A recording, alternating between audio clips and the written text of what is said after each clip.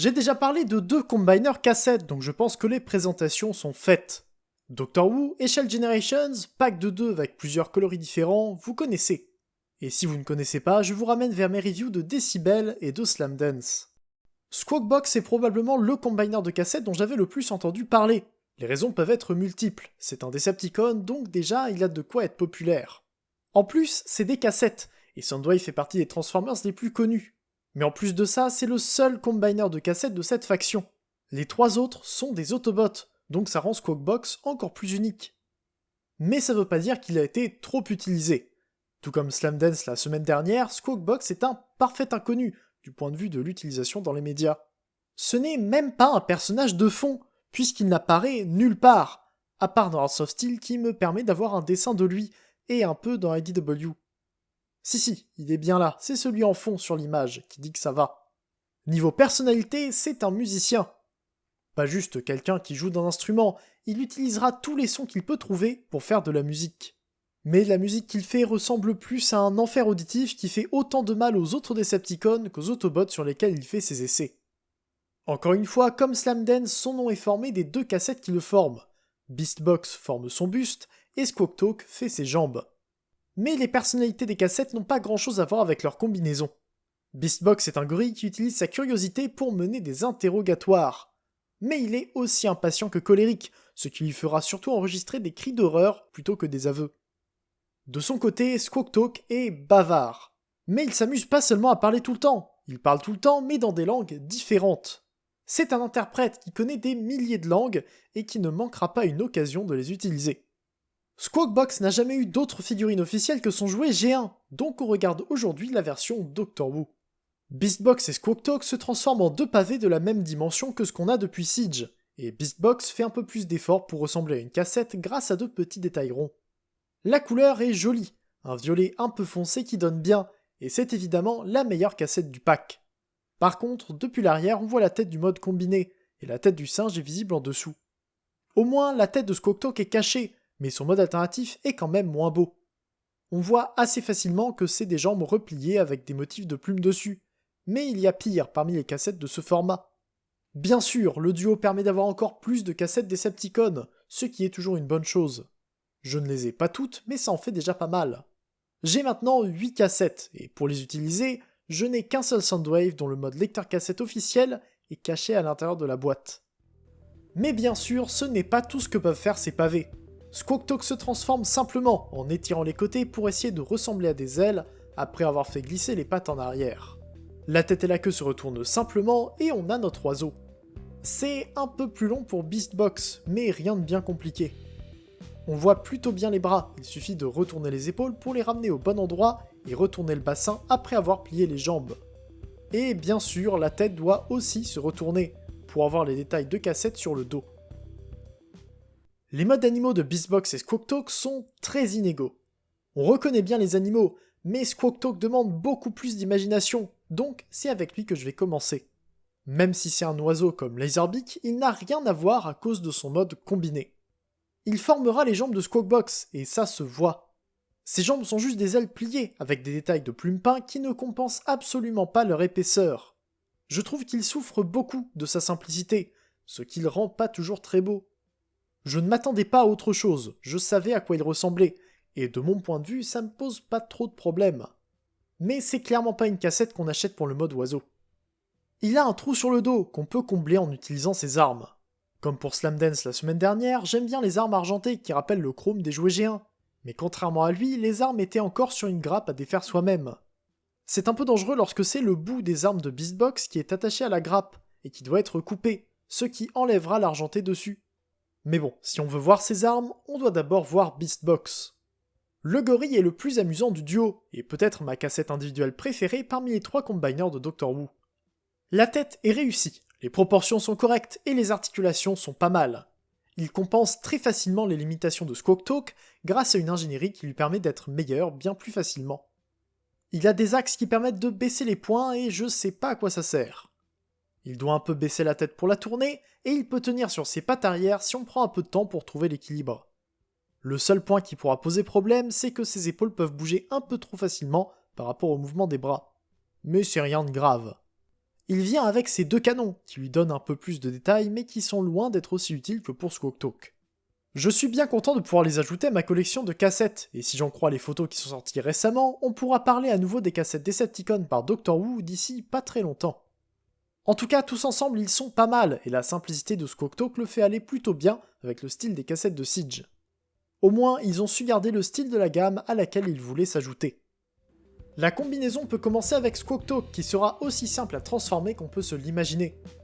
La queue sert de jupe et les ailes deviennent des jambes de la façon la plus simple possible. Et c'est tout aussi simple pour Beastbox. Les épaules se remontent et la tête se bascule. C'est à peu près tout. Plus qu'à les glisser l'un dans l'autre et c'est fini. Comme je le disais plus tôt et dans la review de Slamdance, le nom de la combinaison est formé par le nom de ses 2 composants, un principe qui sera repris quelques fois, notamment pour les membres de la Multiforce et pour la version Power of the Primes de Battletrap. Sauf que Battletrap c'est un duocon, et Squawkbox c'est un combiner. Et la différence est très simple, je peux leur expliquer?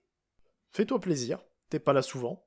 Merci, je suis si content de pouvoir enfin participer à une nouvelle vidéo. Donc alors, Battletrap, c'est un duocon, parce que c'est un seul robot qui se sépare en 2 véhicules. Mais en même temps, c'est plus précis que ça, parce que les duocons ne sont que 2. Il y a Battletrap et Flywheels, ou Skytrade pour son nouveau nom. D'après la V1 qui a inventé ces personnages, un duocon c'est forcément un seul robot avec une seule personnalité, qui doit se séparer pour se transformer.